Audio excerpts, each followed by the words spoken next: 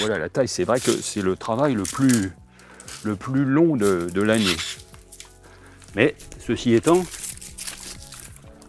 on dispose d'une période quand même relativement longue pour le réaliser. C'est-à-dire qu'on peut commencer à tailler à partir du moment où les feuilles sont tombées jusqu'au démarrage de la vigne. C'est-à-dire que ça laisse quand même entre le mois de novembre et puis jusqu'au mois d'avril, on a quand même belle de faire cette opération-là. Déjà, ça sert à réguler la quantité de raisin qu'on va laisser pour la future récolte.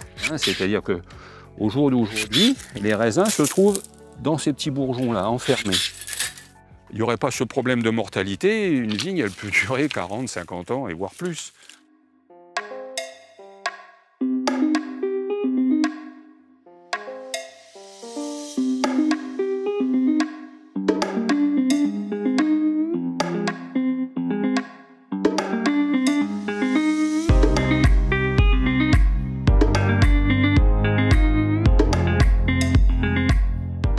Alors les travaux de printemps, voilà, on a différents travaux qui vont un petit peu parsemer justement le printemps, la pousse de la vigne.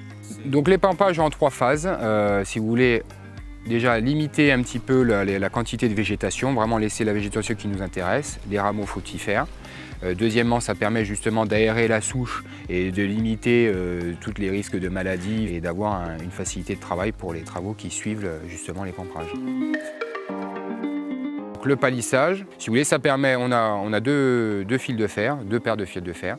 On les relève justement pour canaliser la végétation. Ça facilite, si vous voulez, le travail d'un point de vue après mécaniquement parlant, de pouvoir passer avec des engins sans abîmer la végétation et pour avoir une bonne exposition au soleil. C'est ce qui nous intéresse.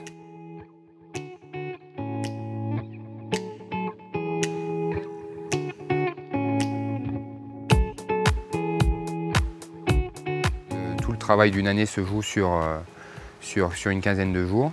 Mais aussi d'excitation, puisque là c'est là qu'on récolte aussi tout le fruit de notre travail. Donc là nous sur l'exploitation on vendange quasiment l'intégralité de la surface à la main.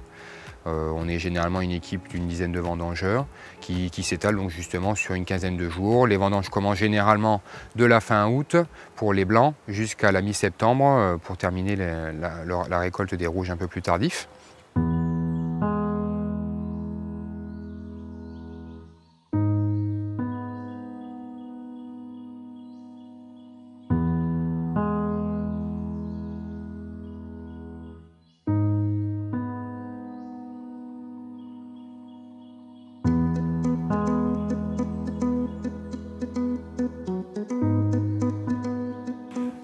Alors en fait, la vinification, elle permet de transformer le raisin qu'on récolte en vin. Les différences de vinification qu'on trouve, c'est surtout entre les vins blancs rosés et le vin rouge. Les raisins qui vont servir à faire le vin blanc et le vin rosé vont être directement envoyés au pressoir pour ensuite être mis en cuve et démarrer les fermentations.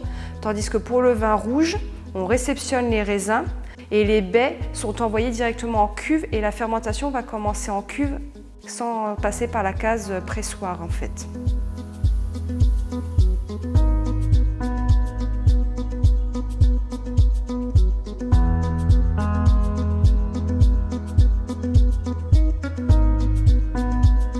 Plusieurs fois par jour, on reprend la densité afin de surveiller le taux de sucre présent dans les jus.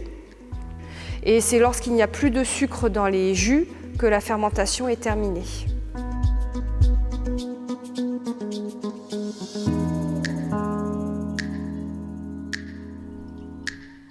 Donc pour l'assemblage, on utilise des éprouvettes dans lesquelles on va mettre des proportions de tel ou tel cépage en fonction des cuvées.